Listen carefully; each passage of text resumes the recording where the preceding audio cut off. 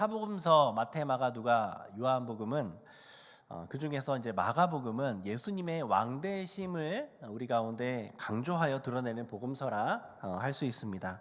그래서 예수님의 말씀의 권위와 또 예수님의 왕으로서의 능력들이 이곳저곳에서 나타나게 되죠. 저는 저와 여러분이 예수 그리스도로 말미암아 세워지기를 소망하는 마음으로 오늘 말씀을 준비하였습니다. 다른 게 아니라 예수님으로 세워지는 것이죠. 마가복음에서 주목하는 것처럼 예수님의 왕되심을 우리가 분명하게 인식하고 또 우리가 기억하게 될 때, 그리고 그 왕되신 주님 앞에 나아가게 될 때 왕의 권위로 우리가 세워지게 될 것입니다. 그 예수님 앞에 나아가는 것만이 우리를 세울 수 있는 것이죠. 누가 우리에게 어떤 말을 한다고 해서 사람들이, 세상이 우리를 어떻게 평가한다고 해서 그것을 통하여서 우리가 세워지려고 하면 실패하기 마련입니다. 어떤 좋은 일과 여건이 우리에게 주어지는 것을 통해서 자신을 세우려고 해도 세워질 수가 없죠. 우리가 가지고 있는 재능을 통하여서 우리가 우리 자신을 세워보려고 해도 세워지지 않습니다. 그런 것들은 진정으로 우리를 보배롭고 가치 있게 만들어줄 수 없는 요소들입니다. 그러니 사람들의 평가와 업적과 또 어떤 성공들, 이러한 것들에 흔들리지 말고 우리를 온전히 승리로 인도하여 주시는 왕 되신 예수 그리스도 앞에 나아가 그 주님으로 세워질 수 있기를 소망합니다. 우리가 살아가면서 부족함을 느낄 수 있고 또 어려움을 느낄 수 있고 또 앞길이 안 보이는 어떤 상황 가운데 처할 수도 있습니다. 물론 그 반대의 경우도 있겠죠. 그 어떤 상황에서도 예수님은 권위 있게 우리를 세워주십니다. 그리고 고쳐주실 수 있습니다. 마가복음은 그것을 우리에게 이야기해 주는데요. 귀신 들린 자 내버려 두라고 했는데 예수님 고쳐주시고 치유받죠. 누워있는 베드로의 장모, 아무것도 할 수 없었는데 주님께서 고쳐주십니다. 죄인됨을 인식하며 오직 주님만이 나를 구원할 수 있고 주님의 긍휼만이 나를 구원할 수 있다라고 주님 앞에 찾아왔던 나병 환자, 주님 고쳐주십니다. 거부하거나 아무것도 반응하지 않거나 주님을 간절히 찾거나 다 상관없이 주님께서는 고치시고 왕으로서의 권위를 나타내어 주십니다. 그것을 알려주기 위하여 마가복음 우리 가운데 반복해서 예수님의 왕으로서의 여정을 보여주는 것이죠. 우리가 주님 앞에 서게 될 때, 자이든 타이든 우리가 주님 앞에 서게 될 때 왕으로서의 권세가 나타나게 될 것입니다. 그래서 주님 앞에 세워지게 될 것입니다. 우리는 그것을 소망하면서 이 시간 주님 앞에 나아가는 것이죠. 오늘도 그 이야기 중에 하나가 기록되어 있는데 그 유명한 이야기입니다. 바로 중풍병자의 이야기이죠. 사실 저는 이 이야기의 제목을 중풍병자와 친구들의 이야기라고 말하는 것을 더 좋아합니다. 왜냐하면 사실 예수님보다 예수님 다음으로 중요한 역할을 하는 것이 인물이 중풍병자가 아니라 사실 그 친구들이기 때문에 그렇죠. 그 중풍병자를 메고 왔던 사람들이기 때문에 그렇습니다. 혹시 민폐라는 말을 들어보셨는지요? 들어보셨겠죠? 사전을 찾아보니 민간에게 주는 폐해라고 정의하더라고요. 대체로 심각하게 법을 어기는 것은 아닌데 우리 눈살을 찌푸리게 만들거나 뭐 여러 가지 피해를 주는 것, 그런 것들을 우리가 통틀어서 민폐라고 이야기하는 것 같습니다. 특히나 개인의 공간이 중요하게 여겨지는 오늘날에는 이러한 민폐의 범주가 늘어나게 되고 또 거기에 대한 분노도 더 커지게 되었습니다. 그래서 정말 많은 민폐 시리즈들을 우리가 이렇게 인터넷을 통해서, TV를 통해서 보게 되죠. 그래서 민폐를 준 그 사람들에 대한 분노가 막 그게 치닫다 보니까 나도 누군가에게 민폐를 주고 싶지 않고 이런 생각들도 덩달아 커지게 되는 것 같습니다. 그런 생각을 하는 오늘날의 우리들이 오늘 말씀을 보았을 때 하는 생각을 하게 되죠.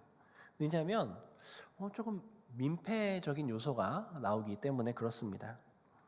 예수님께서 가버나움 동네에 들어가십니다. 물론 이제 우리가 알지는 않았지만 1장 마지막에 기록되어 있는 것처럼 나병 환자 덕분에 이제 드러내놓고 마을을 다닐 수 없었기 때문에 예수님은 아마 몰래 어느 한 집에 들어갔을 것 같습니다.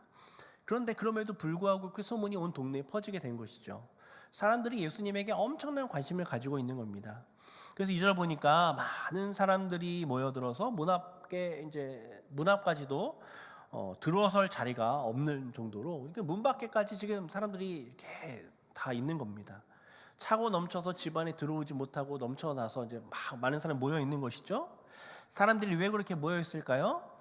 병을 고침받기 위해서도 모여 있었겠지만 예수님께서는 그곳에서 도를 말씀하고 계셨다라고 기록하고 있습니다.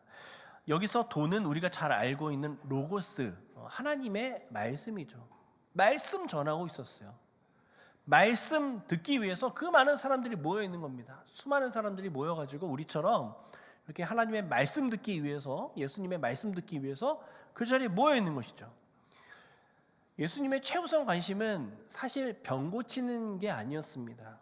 물론 예수님은 병자들, 소외된 자들에게 관심을 기울이시고 가슴 아파하시고 함께 우시고 그들을 고치셨지만, 그러나 그것이 제1되는 궁극적인 목적이 아니었습니다. 예수님은 말씀 가르치시길 원하셨어요.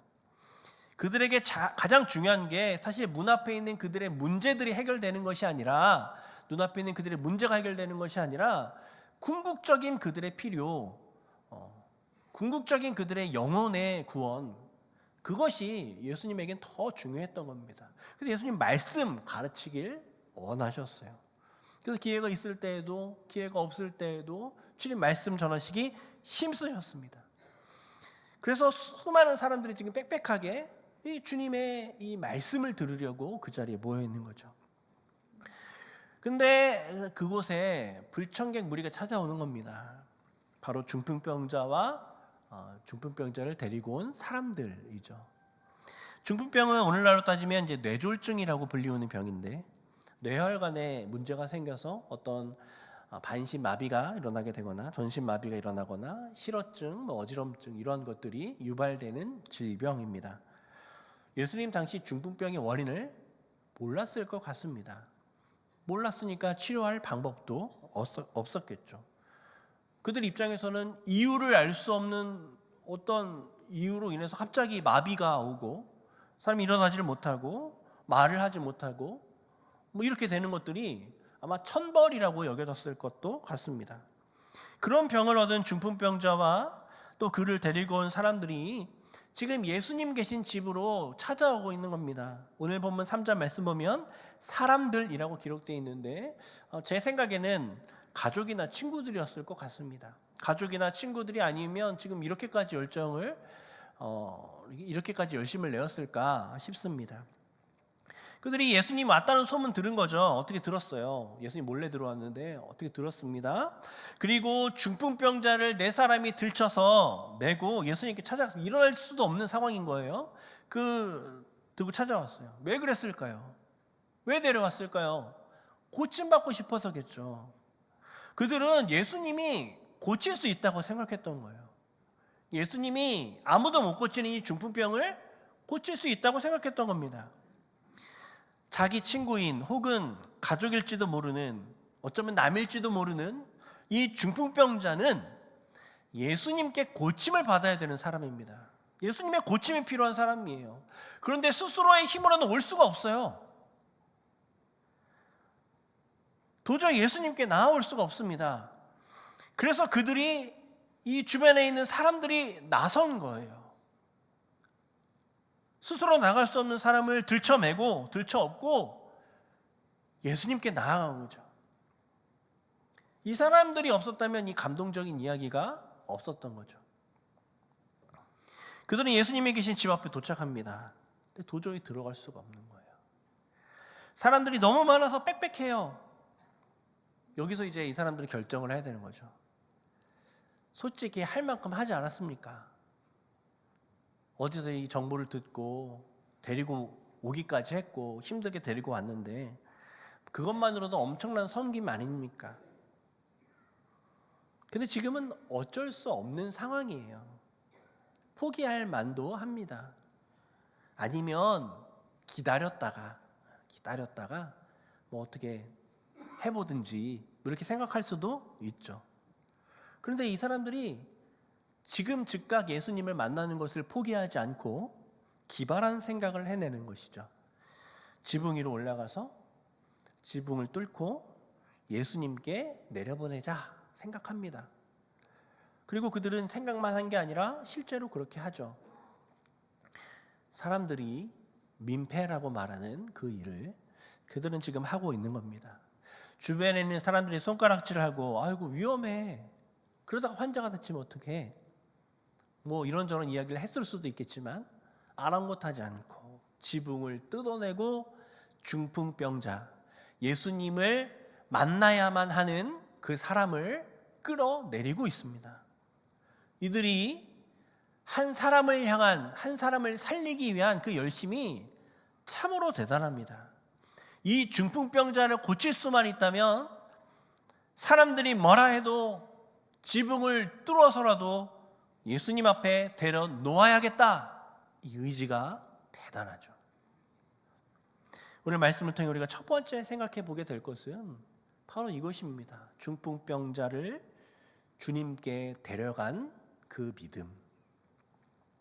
이 친구들의 모습 보면서 우리는 무엇을 깨닫게 됩니까? 영혼을 향한 열심과 믿음을 깨닫게 되어야 하죠. 사실 어떻게 보면 이러한 친구들의 모습을 민폐라 볼 수 있습니다.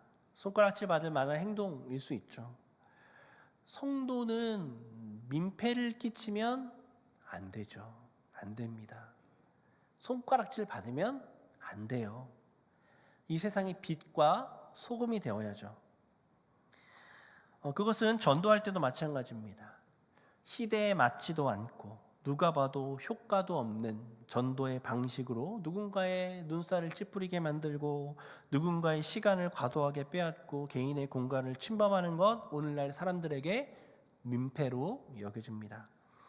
전도할 때에도 상황과 환경과 사람을 살펴야 되겠죠. 물론 살펴야 됩니다. 그런데 그렇다고 아무것도 안 하는 것도 잘못이죠. 구급차가 차선을 위반하고 신호를 위반한다고 그것을 민폐라 하는 사람이 있습니까? 자기 자신을 위하여 다른 누군가의 눈살을 찌푸리게 한다면 잘못이죠. 그런데 사람 살리기 위해 상식 밖의 행동을 한다면 그것을 민폐라 할 수는 없습니다. 세상 사람들은 그것을 몰라요. 세상 사람들에게 영혼 구원은, 우리가 아는 전도는 생명을 구하는 거라 여겨지지 않습니다. 그저 교세를 늘리거나 자기 만족을 위해 혹은 욕심을 위해 뭐 그렇게 한다라고 생각하겠죠. 그래서 그들의 기준으로 보았을 때 어떠한 전도도 민폐일 수밖에 없습니다. 우리는 그것을 염두하며 전략적으로 전도를 해야 합니다. 그렇지만 그들의 기준에만 맞추어서 행동할 수는 없는 것이죠. 우리도 그들처럼 생각해서는 안 되는 겁니다. 왜냐하면 언제 주님 오셔서 언제 심판할지 모르는 긴급 상황이기 때문에 그렇습니다. 오늘 중풍병자를 데려온 사람들은 중풍병자를 향해 과한 친절, 엄청난 열심을 보여주고 있습니다. 민폐라 여겨질 정도의 열심 보여주고 있습니다. 그러나 예수님이 그런 그들을 향해 그건 민폐다 하지 말아라 말하는 게 아니라 오늘 말씀 보니까 5절 보니까 그들의 믿음을 보시고 중풍병자에게 죄사함을 선포하십니다. 그들의 믿음을 보셨다는 거죠. 전도를 위해 열심을 낼 때 그 모든 사람들의 특징은 믿음이 있다는 겁니다. 이 사람이 주님께 오면 살고 주님께 오면 기뻐지고 주님께 오면 평안을 누리고 주님께 오면 새 생명을 얻는다는 그 믿음이 있기 때문에 어떤 장애와 어떤 어려움이 있어도 아랑곳하지 않고 그 영혼이 주님 앞에 올 수 있도록 애를 쓰는 거죠. 그래서 우리는 이 말씀 앞에 우리 자신을 돌아보게 되는 겁니다. 주변에 중풍병자와 같이 예수님의 치유의 손길이 필요한 사람들을 데리고 지붕을 뚫어서라도 예수님 앞에 데리고 갈 만한 열정과 열망과 믿음이 우리에게 있는가 우리는 돌아보게 되는 것이죠. 예전에 교육부서를 담당하면서 해마다 이렇게 전도 집회를 인도를 하게 되는데, 그럴 때 보면 이제 준비하는 사람 입장에서 딱 봤을 때 참 감동적인 모습들이 많이 보게 됩니다. 그 어린이들, 젊은이들, 학생들 학교에서 기독교에 대한 반감이 얼마나 심합니까? 그런 시대 속에서 어떻게든 열심히 해서 친구를 교회에 데리고 온 것만으로도 참으로 감동이고 와, 대단하다 싶습니다. 그런데 이 친구들이 거기서 끝나지 않아요.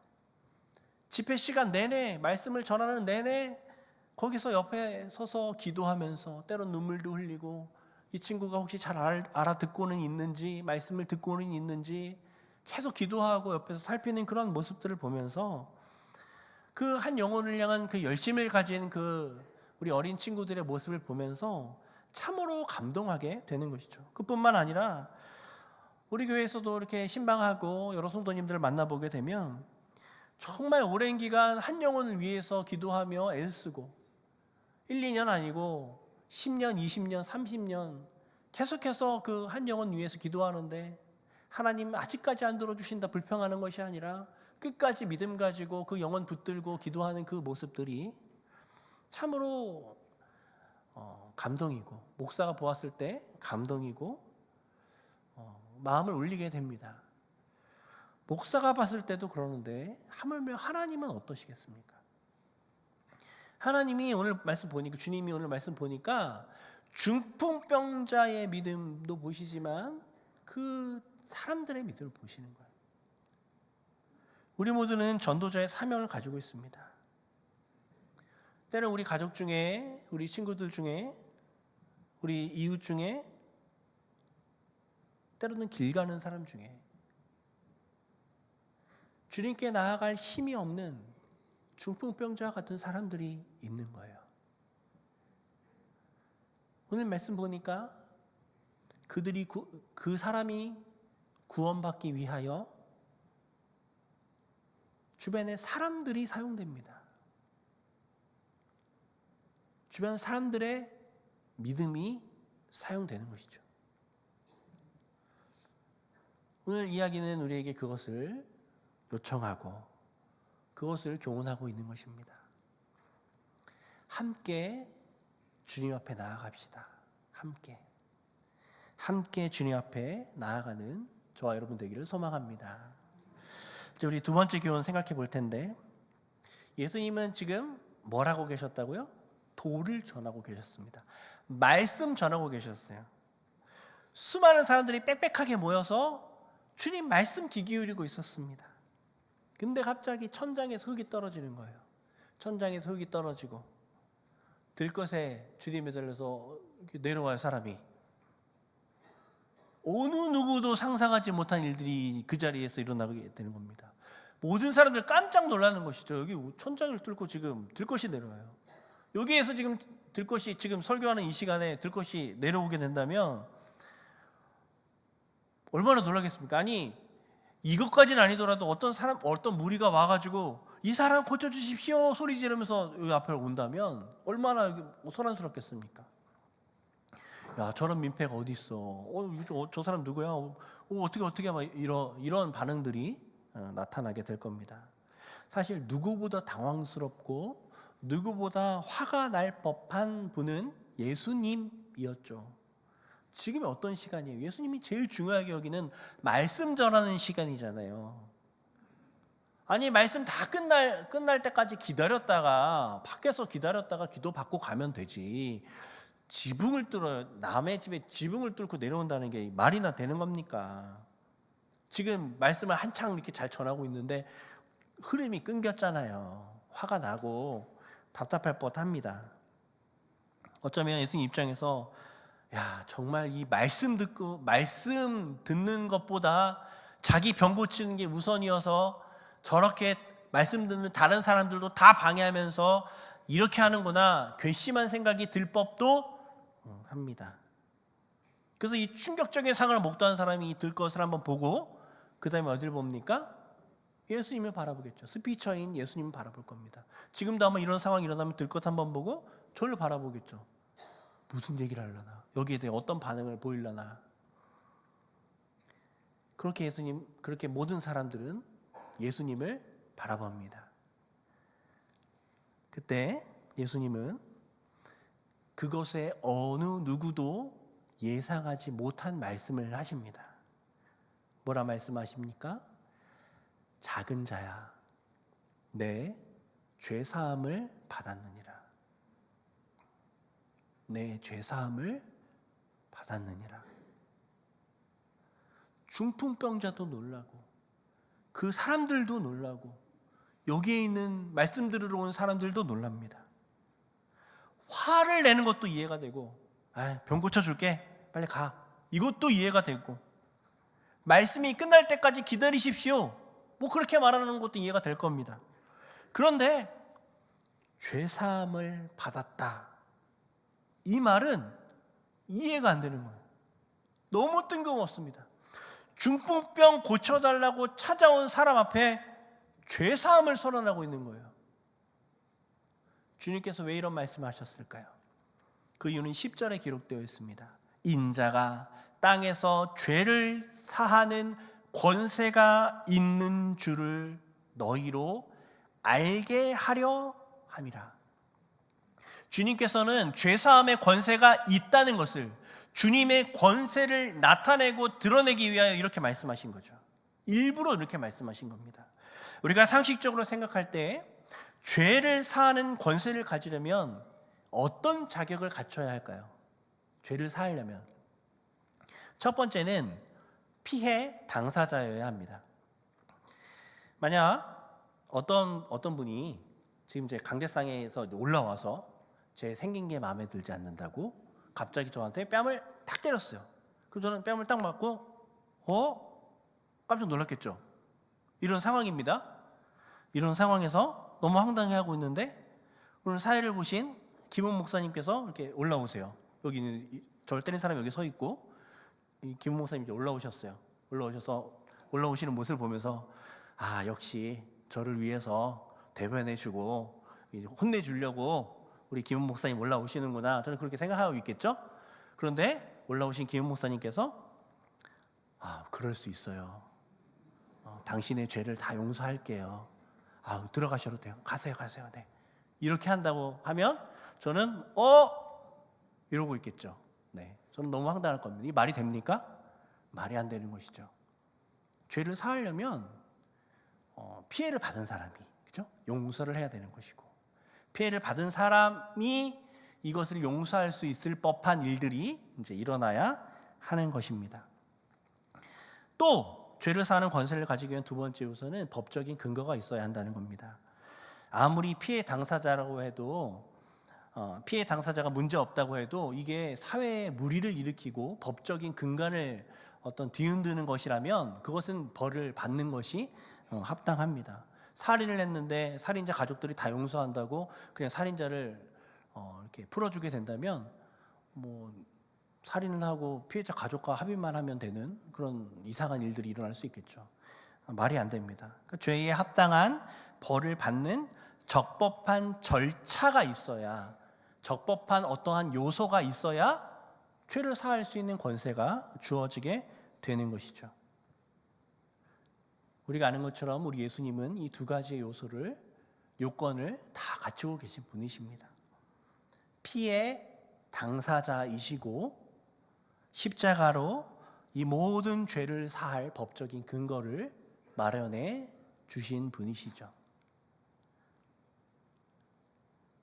주님은 죄 사할 권세가 있으신 분임을 믿으실 수 있기를 소망합니다.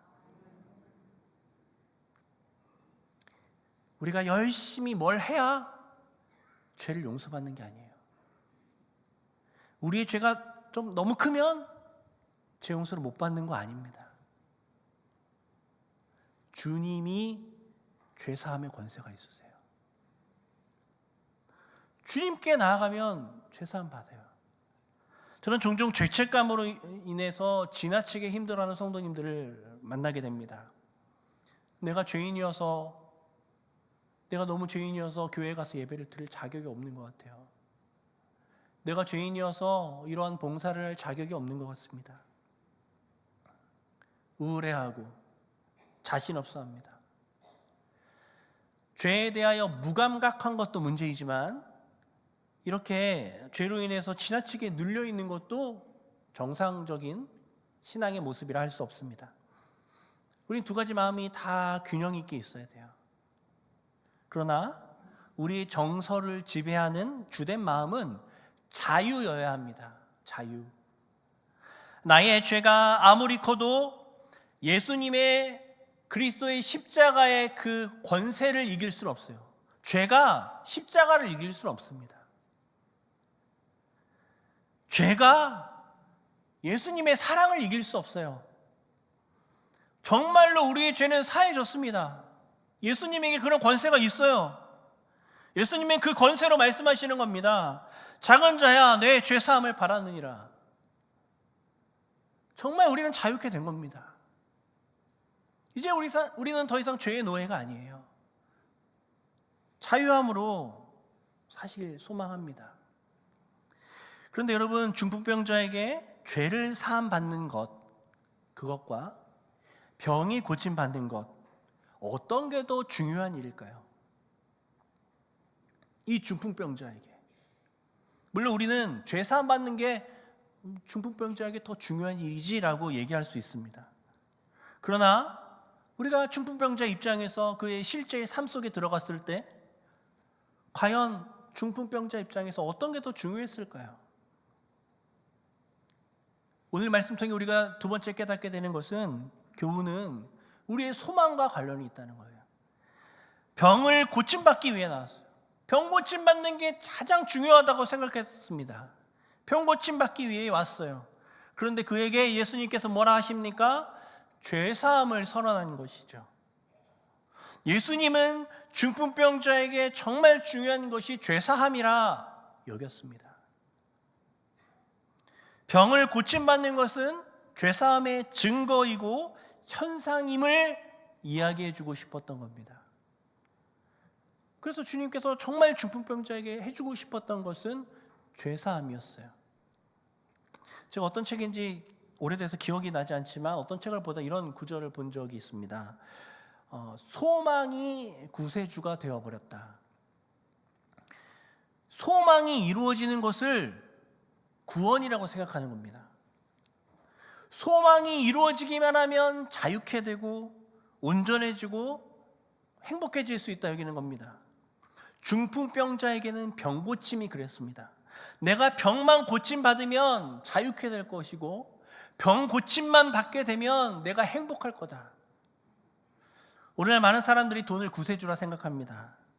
성공을 구세주라 생각합니다. 승진만 하면, 합격만 하면, 결혼만 하면, 자녀가 무엇만 하면 등등, 그런 것들을 구세주로 여기는 것이죠. 그래서 주님 앞에 나오면서도 이 소망의 구세주를 이루기 위한 마음으로 찾아오게 되는 것입니다. 주님, 이 병을 고쳐주십시오. 그것만이면 충분합니다. 주님이 길이 열려지게 해주십시오. 그것만이면 충분합니다. 주님이 이 문제만 해결되면 됩니다. 그런 부차적인 것들만을 가지고 위해, 그것을만을 해결받기 위해 주님 앞에 나아가는 것은 주님이 기뻐하시는 신앙의 모습이 아닌 것이죠. 소망은 우리의 구세주가 될 수 없습니다. 이 세상에 그 어떠한 소원이 이루어져도 그 소원이 그 이루어짐이 우리를 구원으로 인도할 수 없습니다. 왜냐하면 우리는 정말 우리에게 필요한 것을 모르기 때문에 그래요. 소망 이면에 정말 우리 가운데 필요한 것이 무엇인지 우리는 그것을 모릅니다. 그래서 때로는 헛된 소망을 가지고 살아갑니다. 그런데 예수님은 아닙니다. 예수님은 그래서 이 중풍병자의 그 소망 이면에 있는 더 깊이 있는 곳으로 들어가시는 것이죠. 그래서 진정한 필요를 채우는 겁니다. 죄사함, 영혼의 구원, 그 영혼의 문제를 주님께서 해결해 주시는 것입니다. 그래서 우리는 우리의 소망으로 주님 앞에 나아가는 것이 아니라 주님을 소망하며 주 앞에 나아가야 하는 줄로 믿습니다. 마지막 세 번째 교훈을 짧게 살펴봅니다. 예수님께서 중풍병자에게 작은 자야 내 죄사함을 받았느니라 말씀하실 때 그 이야기를 듣고 있었던 서기관들은 매우 기분이 안 좋았습니다. 언짢은 거죠. 속으로 생각합니다. 이 사람이 어떻게 이렇게 말하지? 신성모독 아니야? 하나님도 아닌데 어떻게 이런 이야기를 할 수 있지? 그 서기관들이 속으로 생각하는 그 생각들을 주님께서 아십니다. 그리고 이렇게 말씀하시죠. 8절 하반절부터 10절까지 말씀을 보니까 어찌하여 이것을 마음에 생각하느냐? 중풍병자에게 내 죄사함을 받았느니라 하는 말과 일어나 내 상을 가지고 걸어가라 하는 말 중에 어느 것이 쉽겠느냐? 그러나 인자가 땅에서 죄를 사하는 권세가 있는 줄을 너희로 알게 하려 하노라. 이렇게 대답을 하시죠. 여러분, 중풍병자에게 죄사함을 받았느니라 하는 말과 일어나서 중풍병자에게, 일어날 수 없는 중풍병자에게 일어나 내 상을 가지고 걸어가라 하는 말 중에 이 두 개 중에 어떤 게 더 쉬울까요? 제 기준으로는 둘 다 어렵답니다. 둘 다 어려워요. 우리는 이 질문 통해 세 번째 교훈을 얻게 됩니다. 중요한 것은 질문에 대한 답이 아니라 주님의 권세가 무엇인가 하는 것이죠. 지금 마가복음은 주님의 권세에 대해서 이야기를 하고 있으니까 5절에서 죄사함을 받았느니라 말씀하신 주님께서는 11절에 내 상을 가지고 집으로 가라고 말씀하십니다.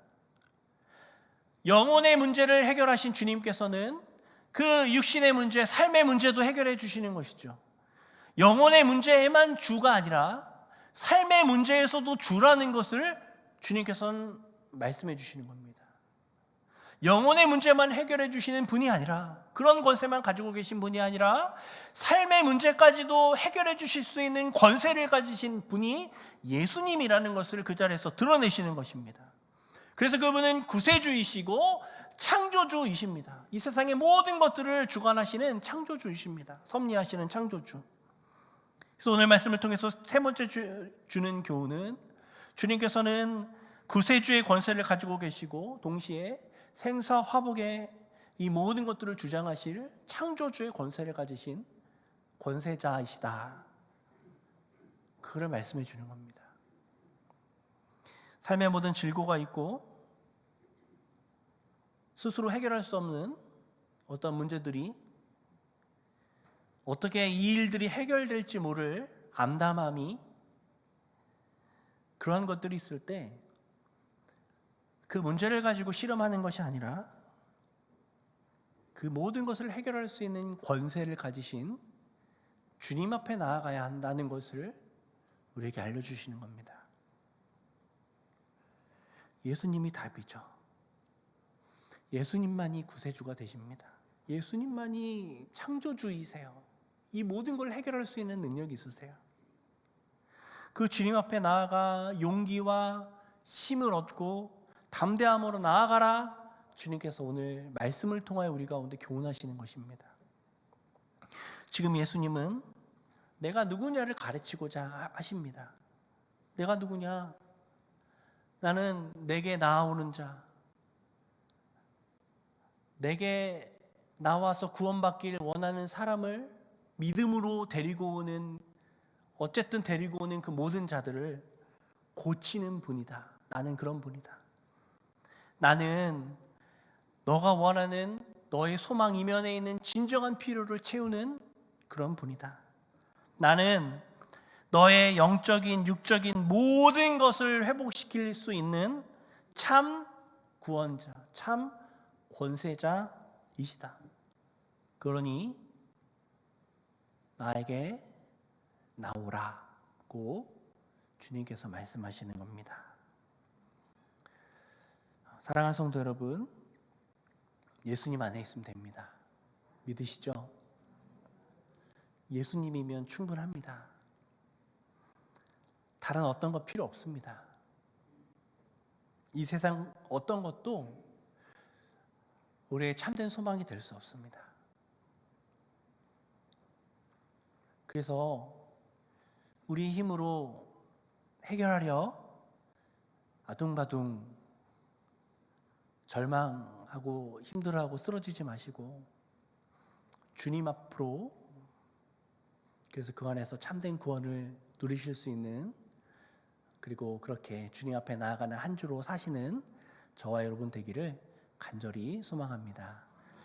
기도하겠습니다.